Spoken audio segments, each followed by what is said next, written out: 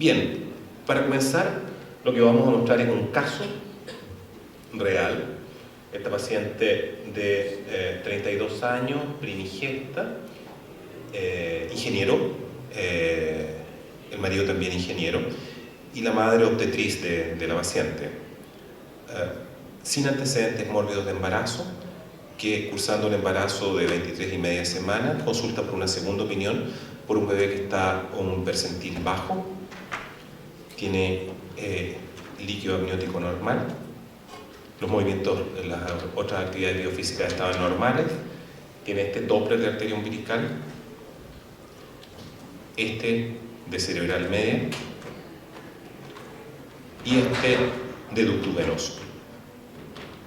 Lo que pretendemos durante la presentación es entonces entregarle las evidencias disponibles en la actualidad para responder el manejo adecuado de este tipo de casos y los objetivos educacionales de esta presentación. Vamos a revisar muy brevemente el impacto, vamos a dar 2 palabras acerca de hemodinamia, vamos a hablar un poco más de la fisiopatología y luego vamos a ver cómo debemos evaluar la condición hemodinámica del feto para finalmente de qué manera debemos sopesar hipoxia versus prematurez.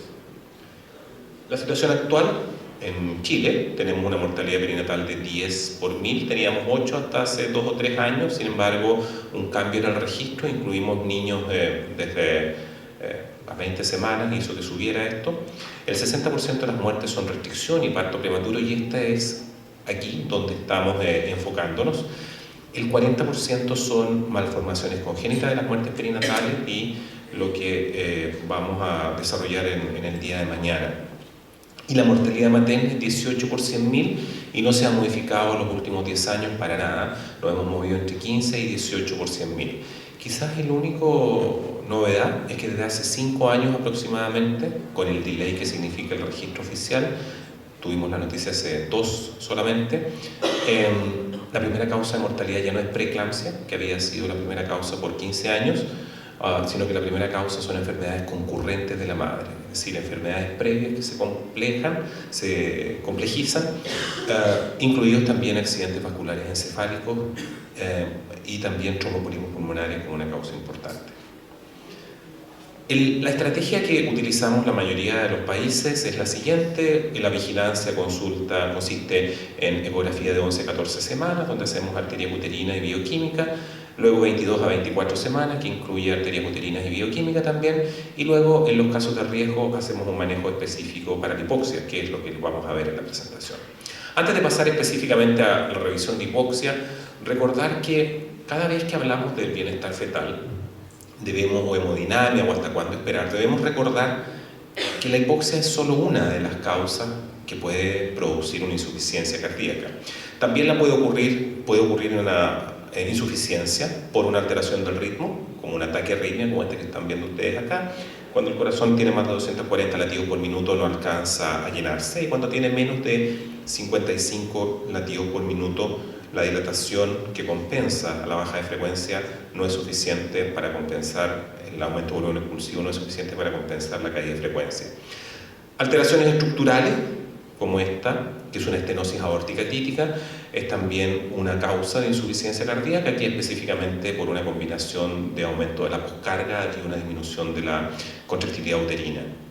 También un aumento del débito alto o un aumento de la precarga, como puede ocurrir en una transfusión feto-fetal, en un coriangioma o en este paciente que tiene un hemangio endotelioma hepático, puede provocar un aumento muy grande del volumen sanguíneo, pero también son capaces de secuestrar, debido a la baja resistencia que tienen estos tumores, son capaces de secuestrar gran parte del volumen expulsivo del ventrículo izquierdo y provocar una insuficiencia cardíaca. Y finalmente, alteraciones de la contractilidad, como es esta miocardiopatía dilatada, pueden también provocar una insuficiencia cardíaca, donde, ojo, no es un evento terminal, que como vamos a ver en hipoxia sí lo es, y la aproximación debe ser muy diferente. Pero esta es la causa probablemente con la cual más familiarizados estamos, y es hipoxia fetal. Muy brevemente, para recordar, si situamos al feto como el individuo o el tejido requiriente de oxígeno, el feto ocupa el oxígeno para su metabolismo basal, para crecimiento y también para su estado funcional o moverse. El oxígeno lo obtiene del oxígeno disuelto en el aire, y por eso, no sé si ustedes tienen poblaciones de altura, pero todos los sitios que están sobre los 2.500 o 2.800 metros, el peso de esos niños es menor que los que están a nivel del mar, y porque la saturación de oxígeno o la PO2 ambiental es menos que la que ocurre a nivel del mar. Este oxígeno disuelto inspirado atraviesa la membrana alveolo-capilar y va a la sangre y es transportado por una hemoglobina que debe estar en una concentración adecuada. Esa es la razón por la cual hacemos hematocrito hemoglobina a todas las pacientes, y además debe estar estructuralmente normal. Algún ejemplo que se viene a la mente siempre aquí es la alfa-talasemia, en una condición homocigota, es una condición de gran severidad que impide el transporte adecuado de oxígeno. Este oxígeno, contenido más del 99% en la hemoglobina y muy poco disuelto, es transportado por el flujo sanguíneo a través de la placenta hasta llegar al feto.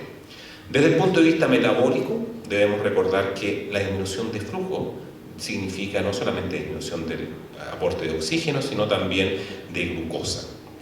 Esta combinación hace que el feto mueva su metabolismo hacia la anaerobiosis, y una caída en la concentración de glucosa sanguínea del feto hace que se activen los mecanismos de glicogénolisis, glicógeno que está contenido principalmente en hígado, que explica la disminución de tamaño del hígado y la caída del diámetro abdominal. De hecho, es el mejor parámetro único para la evaluación de restricción, pero también este glicógeno está disponible en el músculo, y también esto hace que los bebés se muevan un poco menos.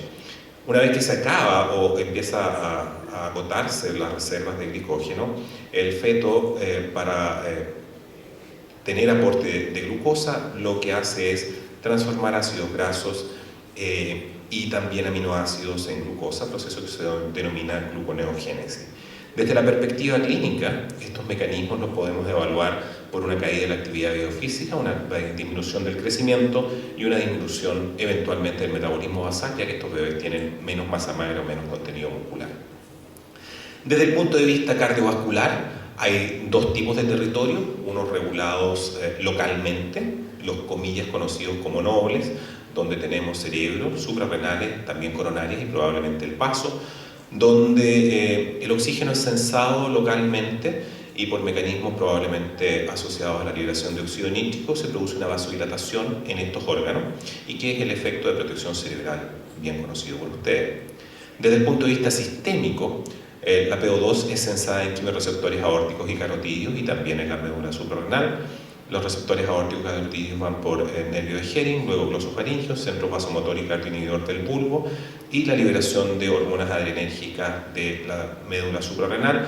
En un primer momento se afecta la frecuencia cardíaca, que escapa a esta regulación rápidamente, pero lo que persiste en el tiempo es un efecto alfa adrenérgico que consiste en un aumento de la resistencia periférica total.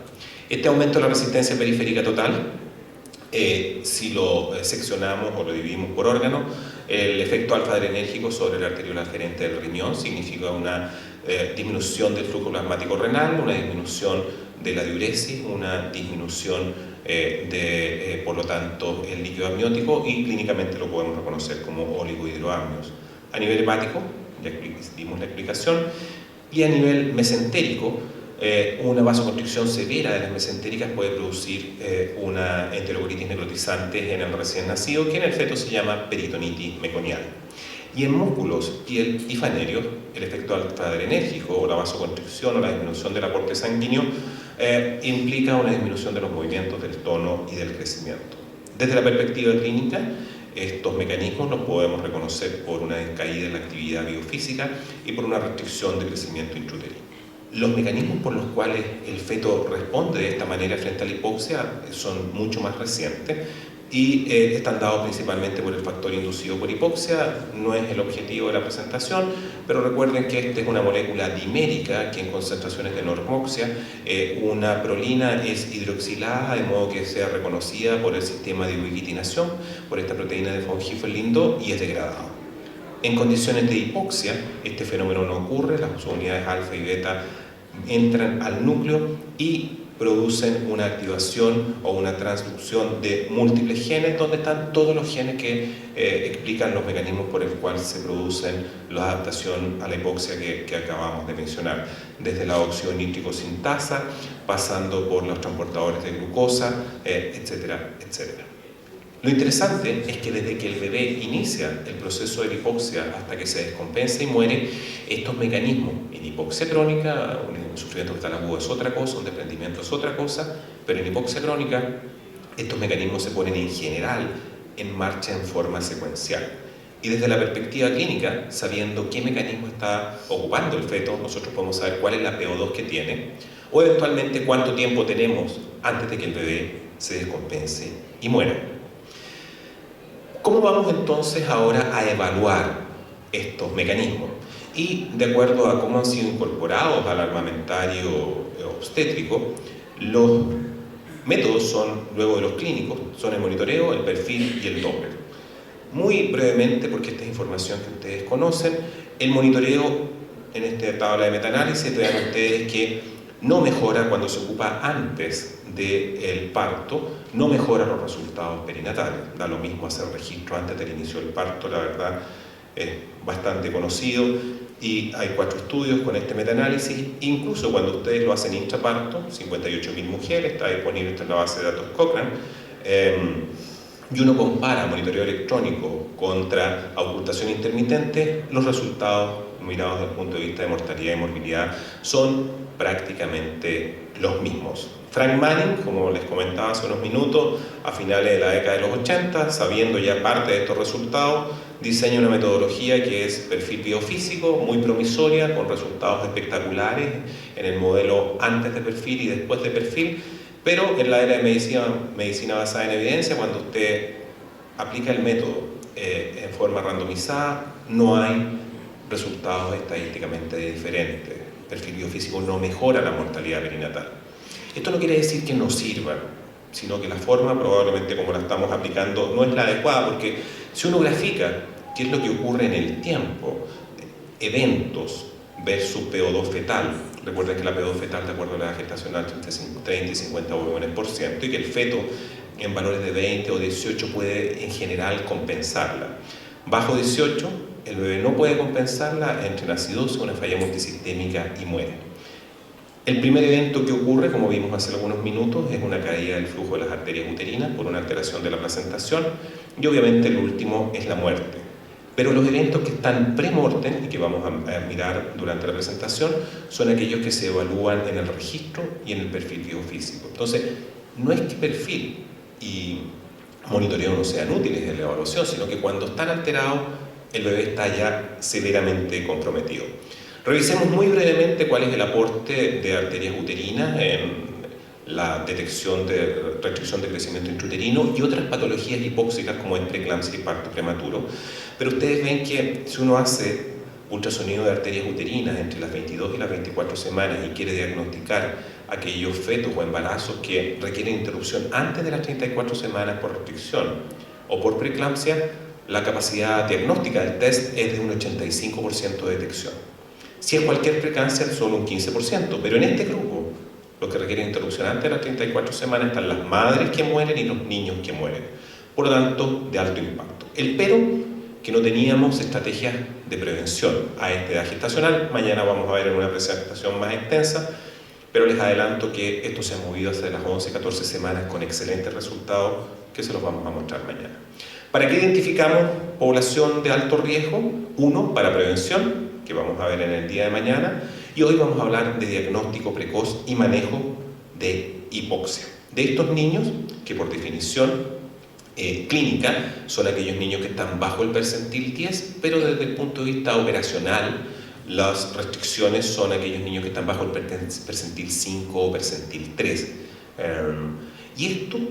¿Por qué no 10? ¿Por qué no 25? ¿Por qué 5? ¿O por qué 3? ¿Por qué esta cosa que ha ido cambiando? Probablemente, y se lo voy a mostrar en la gráfica, el percentil 10 es adecuado como tamizaje. Porque si ustedes, aquí están los niños nacidos en Chile el año 2000, y ustedes ven que graficamos la mortalidad versus percentil, vemos que a medida que disminuye el percentil de peso, es verdad, de 4 aumenta 20 la mortalidad. pero esta aumenta 10 veces cuando está bajo el percentil 5 y aumenta 40 veces cuando está bajo el percentil 2. Entonces el mensaje es, percentil 10 es una luz de alerta, pero por otro lado es muy difícil que ustedes puedan continuar el embarazo si un niño se ubica bajo el percentil 2, ya que lidiar contra un 40 veces de aumento de riesgo de muerte no es menor. Los niños con restricción tienen una gran cantidad de complicaciones inmediatas y varias de ellas que son tardías y que las vamos a explicar en unos minutos más. Desde el punto de vista epidemiológico, los niños bajo 2.500 gramos, foco de atención de todos los investigadores del mundo, probablemente lo que más dinero se ha llevado en investigación en el área materno-perinatal, su incidencia no se ha modificado en nada en los últimos 50 años. Es más, tiene una tendencia a aumentar en los Estados Unidos. Son responsables del 60 al 80% de las muertes perinatales, y recuerden que aquí están los niños con restricción y los partos prematuros. ¿Por qué es una voz de alerta solamente los niños con el percentil 10? Porque el percentil 10, si bien es una medida de posición, nos indica que estadísticamente está en el 10% más pequeño, pero no nos dice si ese bebé es cumpliendo a cabalidad su potencial genético de crecimiento, está bajo el percentil 10, o su potencial genético de crecimiento era de percentil 50 y se está viendo afectado. Pues bien, el 80% de los niños que están bajo el percentil 10 son niños que no están afectados por ninguna enfermedad y su potencial genético de crecimiento es para el percentil 10 y punto, y por lo tanto son constitucionalmente pequeños. 1 de cada 5 aproximadamente efectivamente no cumple su potencial genético de crecimiento, y la causa más frecuente es hipoxia, y para el resto son aneuploidías o infecciones. De hipoxia es lo que vamos a hablar de aquí en adelante. Desde el punto de vista del manejo de los niños con restricción, una de las cosas que interesan es, por supuesto, los antecedentes, y dentro de los antecedentes, las 3 patologías que son hipóxicas son las más importantes. Se trata de Rudecindo Lagos en el sur de Chile, 25.000 pacientes, y correlacionó y vio el odds ratio, cuáles eran las patologías relacionadas con el riesgo de tener un niño de bajo peso, y ustedes ven que hipertensión, preeclampsia y parto prematuro y restricción también son las más importantes. ¿Cuál es el problema de los antecedentes que cada vez nos estamos encontrando? En Chile hemos tenido una disminución del número total de partos en los últimos 15 años de aproximadamente un 20%. El número de partos por cada pareja o número de embarazos o niños de cada pareja es 1.7. Por lo tanto, el 60% de nuestras primigestas no tienen historia obstétrica, son primigestas. 60% de nuestros partos, son efectivamente primigestas. Por lo tanto, este cuadro generalmente no está. Vean ustedes cómo FASTER Trial muestra exactamente las mismas variables asociadas al riesgo de restricción. Desde el punto de vista clínico, la medición de altura uterina, la estimación clínica de peso fetal y también clínica de líquido amniótico, por supuesto, tienen un rol importante en la pesquisa de estos casos. Sin embargo, para el diagnóstico de restricción, la variable más importante es la estimación de peso fetal. No vamos a entrar aquí en la discusión si es importante o no es importante tener tablas locales, pero en términos generales, una vez superados los problemas nutricionales, los niños de cualquier parte del mundo no muestran grandes variaciones, a menos que sean a diferente altura. Desde el punto de vista del diagnóstico diferencial, y es la última vez que hablamos de cosas que no son hipoxia, si tenemos un niño bajo el percentil 10, 5 o 3, cada vez con menos probabilidad de tener niños normales, mientras cae el percentil, pero si la anatomía está normal, si el líquido amniótico está normal y el Doppler materno-fetal está normal, lo más probable es que este bebé sea constitucional. Si hay presencia de malformaciones, marcadores en líquido amniótico normal o aumentado, Doppler normal o alterado, lo más probable es que este bebé tenga una aneuploidía y sea la explicación de su restricción. Si tiene calcificaciones cerebrales en el hígado, ascitis, hidrops, o tiene un aumento de la velocidad máxima de la arteria cerebral media, evidenciando una anemia, lo más probable es que este bebé tenga una infección. Pero si tiene anatomía normal, líquido amniótico bajo, movimientos disminuidos y el Doppler materno-fetal alterado, probablemente estamos frente a una hipoxia como mecanismo de daño de este feto. ¿Cómo evaluamos? ¿Cómo controlamos a estos bebés?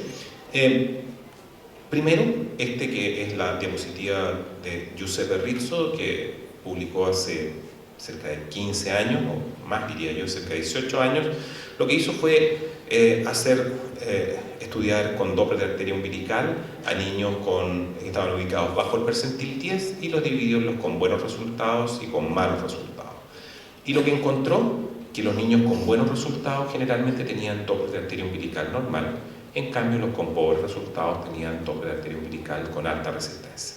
Entonces, si usted tiene un niño bajo el percentil 10 y hace arteria umbilical y se encuentra con esto, haga además, por supuesto, cerebral y también uterina, lo más probable es que sea nada más que constitucional. En cambio, si en el mismo percentil usted hace arteria umbilical y se encuentra con esto, este bebé está sometido a una hipoxia muy severa, ya que este flujo reverso en arteria umbilical en la segunda mitad del embarazo especialmente lo que refleja es un aumento de resistencia del territorio placentario y una placentación inadecuada. ¿Cuál es la utilidad real de Doppler de arteria umbilical? Población general, nada, no mejora. Si ustedes hacen Doppler de arteria umbilical en la población general no van a mejorar los resultados. Sin embargo, si hablamos de población de alto riesgo epidemiológico, lo que van a encontrar es una disminución de un 40% de las muertes perinatales. Esta disminución de riesgo permitió que en todos los países se pudieran adquirir esta tecnología que costaba hace 15 años atrás 200, 300 mil dólares cada máquina y permitió que pudiéramos tener esta tecnología que sin el impacto que tenía sobre mortalidad no hubiera sido posible.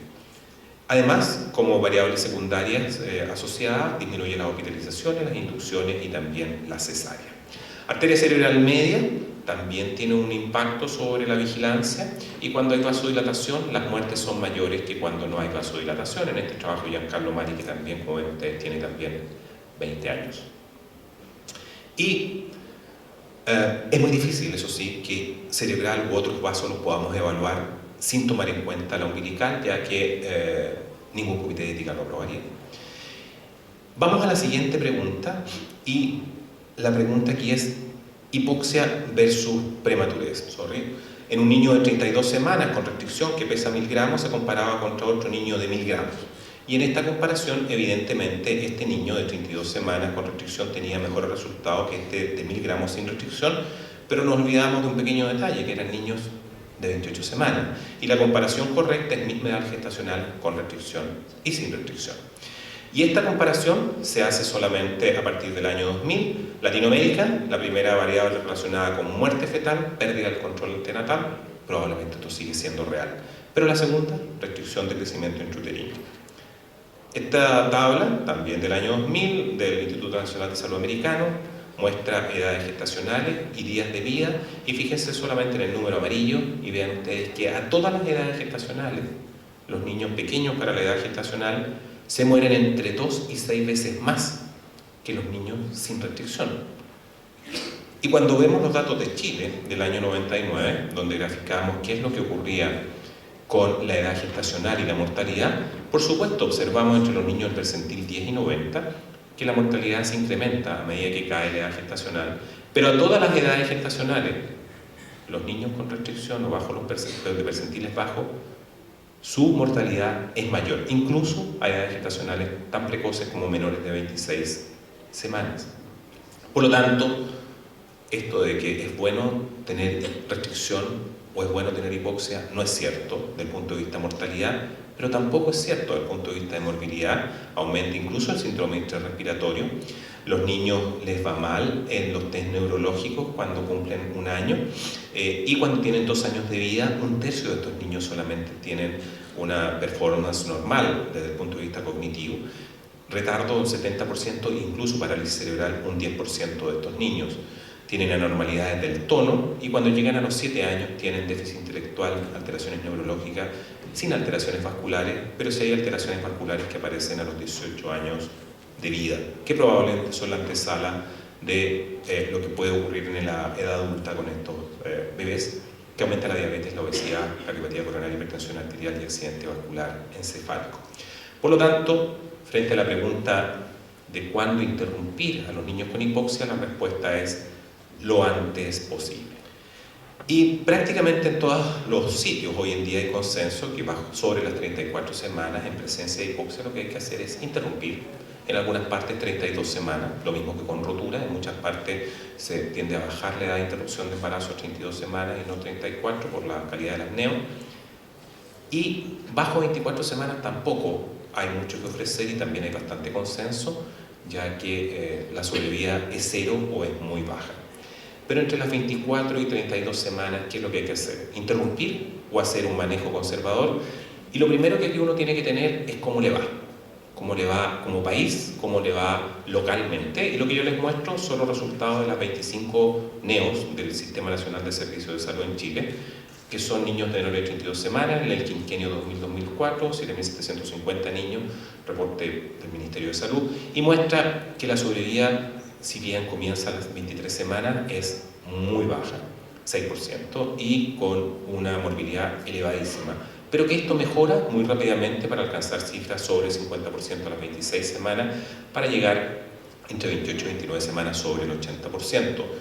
Lo que hace que la prolongación del embarazo entre estas semanas aumente alrededor de 2 puntos porcentuales la sobrevida por cada día que ustedes prolongan la gestación.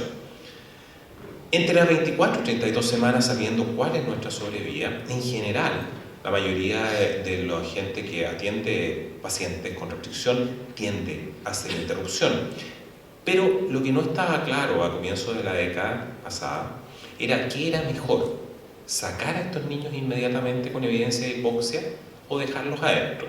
Y se hizo este estudio en Europa que incluyó 13 países, 69 centros, publicaciones en 3 series, 2003, 2004 y el año pasado, en la última de GRIT, donde básicamente lo que hicieron fue tirar una moneda al aire y decir, lo saco de inmediato, maduro y saco en realidad, o lo dejo adentro hasta que él se deteriore el registro o el perfil o haga desprendimiento. Y la verdad, los pesos de los niños mejoraron dejándolos adentro, pero mejoraron los mortinatos sacándolos inmediatamente, pero aumentaron los mortineonatos. Y si bien acá tuvieron menos mortinatos, tuvieron más mortinatos, tuvieron menos mortineonatos. Pero la suma de las dos es igual. Por lo tanto, moneda al aire no va a tener un impacto sobre la salud materno-fetal. En esa época, muchos autores estaban haciendo los mismos estudios, y este es Katia Vilardo en Holanda, y muestra que en niños con restricción, si ustedes los interrumpen a esta edad gestacional versus esta edad gestacional, los resultados mejoran significativamente. La pregunta es, ¿cómo llevamos a los niños de aquí a acá sin que se nos mueran in útero? Y probablemente la respuesta, que fue dada primero en animal de experimentación, está aquí. Estos son experimentos de Aníbal Llano, el neonatólogo, el fisiopatólogo, donde en el modelo de ovejas crónicamente cateterizadas, que son embolizadas las placentas, muestra que si ustedes disminuyen el flujo en esos porcentajes, disminuye por los mecanismos de adaptación fetal a la hipoxia, el flujo al riñón, al intestino, músculos, piel y fanerio. Y proporcionalmente, mientras hacen caer el flujo, hay vasodilatación adrenal, cerebral y miocárdica. Pero esto tiene un límite, y el límite está en el corazón, porque cada vez que baja la hipoxia, aumenta el trabajo cardíaco, aumenta el consumo de oxígeno, se vasodilata, pero hay un momento en que el corazón, ese trabajo no alcanza a ser soportado por el aumento de perfusión y se produce una disfunción miocárdica, la que puede ser diastólica, básicamente no se dilata adecuadamente o no se relaja adecuadamente, o sistólica, no se contrae adecuadamente. La forma de medir esta disfunción, como ustedes saben, en los adultos son muchas, desde Doppler tisular, strain velocity, bombo, TICOS, etc. Sin embargo, en el corazón fetal, por el tamaño y también que es muy pequeñito y también que no hay forma hasta ahora de sincronizarlo adecuadamente con electro, la forma más utilizada es ductus venoso. Y lo que ocurre básicamente frente a hipoxia, que si este corazón no se contrae adecuadamente, lo que va a ocurrir es que al final del sístole se va a quedar con más sangre y al final del ciclo siguiente, cuando ocurre la relajación isovolumétrica y cae la presión de la aurícula, del ventrículo por abajo de la aurícula, va a comenzar el llenado rápido, el llenado lento, y lo que va a ocurrir en estos periodos es que se encuentra la sangre pasando de la aurícula al ventrículo contra un ventrículo más lleno y menos distensible, y menos sangre va a pasar, y lo que ocurre aquí es que las ondas son más acuminadas. Pero al final del diástole, cuando corresponde contraerse a la aurícula, el ventrículo va a estar muy lleno, muy poco distensible, muy poca sangre va a pasar de la aurícula al ventrículo y la sangre va a ir hacia atrás, y es lo que se conoce como flujo reverso en el ductus venoso, que en la vida real se ve como ven ustedes ahí abajo. Esto no son buenas noticias, y una de las primeras evidencias para esto, participando en el grupo del Prenatal Research Branch, controlábamos a niños de alto riesgo, seleccionábamos a aquellos que tenían arteria umbilical cerebral y los controlábamos y lo medíamos todo. Y a las semanas tenían control semanal. De estos 23 niños, 18 con flujo normal en el ducto y 5 con flujo reverso en el ducto, llegan al control semanal los 5 muertos. Eran realmente muy malas noticias, que después fueron evidenciadas por múltiples estudios, donde los niños con insuficiencia cardíaca les va mucho mejor, mucho peor que los con umbilical anormal o cerebral media anormal, incluso que aquel grupo que tiene flujo reverso en arteria umbilical. Este diagrama teórico lo vamos a dejar y vamos a ir a los resultados prácticos, donde niños con restricción de crecimiento intrauterino son seguidos hasta que hacen hipoxia o requieren el parto, y se evalúan los parámetros, y aquí está sobre 2 desvíos y bajo 2 desvíos estándar. Y vemos que el líquido amniótico está alterado un mes antes, pero no tenemos buenas variables, buena forma de medirlo. Doppler de arteria umbilical está también 30 días antes alterado, y arteria cerebral media 3 semanas. Registro basal, pero ni siquiera en el registro que ustedes, en el monitoreo que ustedes leen, sino que en la variación en el corto tiempo, que no está aprobado su uso para Latinoamérica, no lo han licenciado, pero ductus venosos se mueve en espejo. Ahmed Bachat, en esta comunicación de su grupo, muestra en el mismo esquema, pero con 100 niños con restricción, umbilical alterada, la relación umbilical ausente, vasodilatación cerebral, reverso, ductus venoso alterada, pulsación en la vena umbilical, y 2 días antes del parto, el flujo reverso en ductus venoso. Son eventos absolutamente terminales. Por lo tanto, existe una fase que es preclínica, donde lo único que vamos a tener probablemente aquí es arteria uterina alterada, una fase clínica, donde el bebé va a ir progresando hacia la vasodilatación cerebral y a una redistribución arterial con alteración de la umbilical, hasta que esta hipoxia se deteriora y se descompensa. El bebé aquí en esta fase puede hacer flujo a una remisión de la vasodilatación cerebral y caída del flujo, también desaceleraciones y alteración del lado venoso. 2 palabras más acerca de cómo uno debe enfrentar estos casos. Primero, uno debe tener claro que hay niños con restricciones que son de inicio precoz. Tienen un inicio precoz y tienen una latencia pequeña. Estas son las restricciones que matan. Hay un segundo grupo que tiene una latencia mayor y un inicio más tardío. En general, estas restricciones no matan, sino que dan morbilidad. Y por último, tenemos una de aparición aún más tardía, que en general, manejada adecuadamente, la única morbilidad que tienen es bajo peso. Entonces, el resumen: tenemos una arteria umbilical que se altera un mes antes, una cerebral media que se altera cerca de 3 semanas antes, y un ductus venoso que avanza desde 7 días hasta el día previo al deterioro. Lo que sí es importante recordar es que todo esto que les he contado es cierto hasta las 35 semanas. Después de las 35 semanas, o los bebés ya se murieron, los severamente dañados, o hay vasodilatación cerebral por el crecimiento del cerebro o por el tamaño del cerebro de la placenta, la umbilical ya no se altera. Y el vaso que debe ser nuestro guía para el manejo es la cerebral media. En nuestro centro, con Mauro Parra, lo que vemos es que, siguiendo el mismo modelo, en 81 fetos bajo el percentil 10, arteria umbilical se altera 30 días antes, cerebral media alrededor de 12 días antes, y ductus venoso nunca se alteró porque lo sacamos antes de que se alterara. Kevin Harrington mostró hace algunos meses atrás, comunicó los resultados iniciales y la diferencia entre la variación en el corto tiempo, cambios precoces y cambios tardíos. No hay diferencia entre los tres grupos, pero probablemente entre estos dos quedó de comunicarlos en el año siguiente. A diferencia de lo que ocurre con los niños con restricción, en este grupo de 600 niños, también de Ahmed Bachat, muestra que la sobrevida no comienza a las 24, sino a las 26 semanas o 600 gramos, y la sobrevida intacta comienza a las 28 semanas, 800 gramos. Y que los niños que tienen insuficiencia cardíaca les va mucho peor. Todos los métodos que ustedes conocen se mueven simultáneamente en la misma dirección. Sí, aquí tenemos un bebé con una cardiopatía dilatada, que lo que tiene es una fracción de acortamiento muy disminuida, 10% en un ventrículo, 13% en otra, ondas E y A fusionadas de los flujos de entrada de las válvulas auriculoventriculares, ductus venoso alterado, índice de TEI sobre 50% y Doppler tisular también alterado. Recuerden que el Doppler tisular lo que hace es mirar cómo se mueven las paredes, y ustedes ven que hay zonas que sencillamente no se colorean porque están aquinéticas.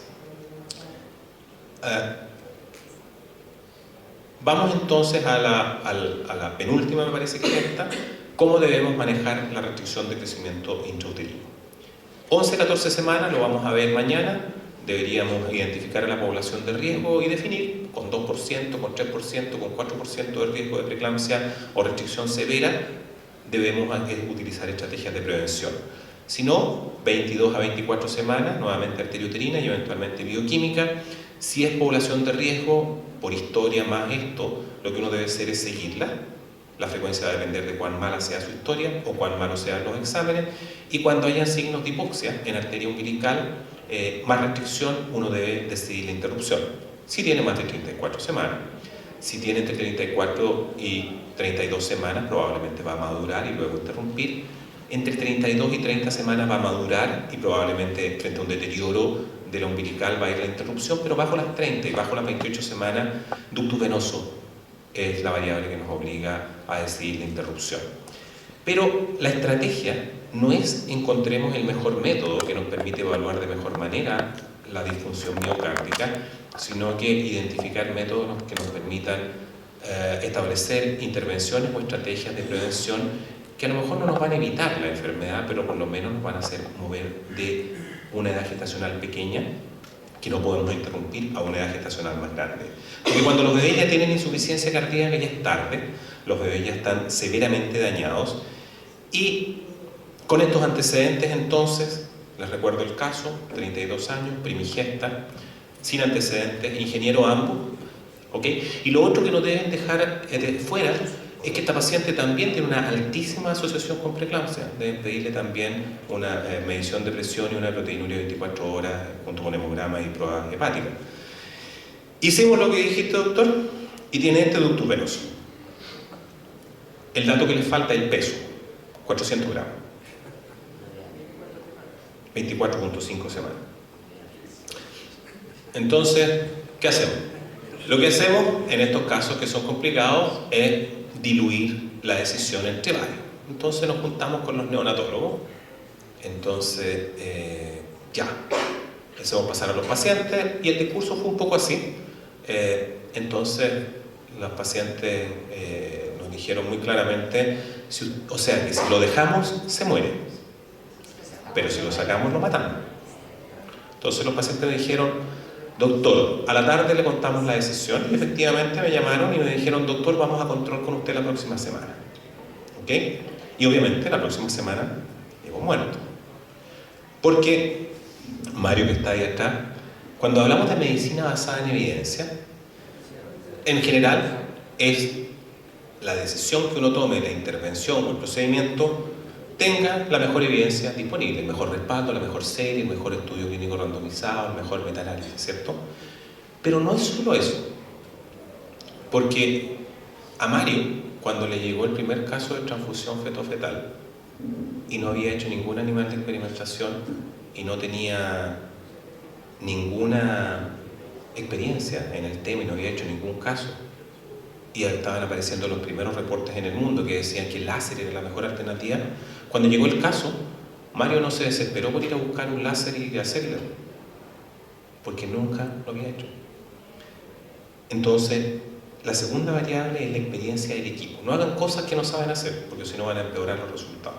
Y la tercera es la respuesta que nos enseñó esta madre, que es muy importante en la toma de la mejor decisión, junto con la mejor evidencia disponible, la experiencia del equipo, las preferencias y valores de los pacientes.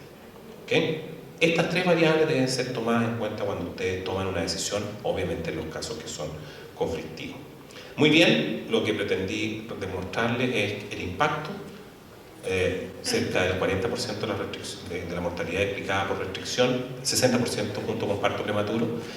La hemodinamia se puede evaluar, pero hay otras causas de insuficiencia cardíaca. Los mecanismos de adaptación fetal a la hipoxia se ponen en marcha en forma secuencial y uno puede saber cuánto tiempo queda antes que el bebé se muera. Desde el punto de vista de la evaluación fetal, probablemente hoy en día hasta las 35 semanas el análisis de uterina, umbilical, cerebral, ducto venoso es la mejor estrategia con el esquema de toma de decisiones de interrupción de acuerdo a lo que les dije. Y en hipoxia versus prematurez, sobre 34 semanas en general no hay dudas de que hay que ir a la interrupción, antes de las 24 nada, y entre medio, de acuerdo a cómo ustedes sean sus resultados, es como tienen que mejorar sus resultados. Dos avisos: 9 al 12 de septiembre en Dinamarca está este congreso de la ISVOC. El comité organizador creo que va a rifar un par de pasajes a Dinamarca, y si no quieren ir tan lejos, crucen la cordillera y en nada van a estar en Santiago. No sé, yo duré menos de 50 minutos, y vamos a tener en Concepción, hacia el sur, un congreso en conjunto con el Colegio Americano de Obstetra y Ginecólogos. Somos sección del Colegio Americano y vamos a tener este interesante congreso para el cual están invitados. Muchas gracias por su atención.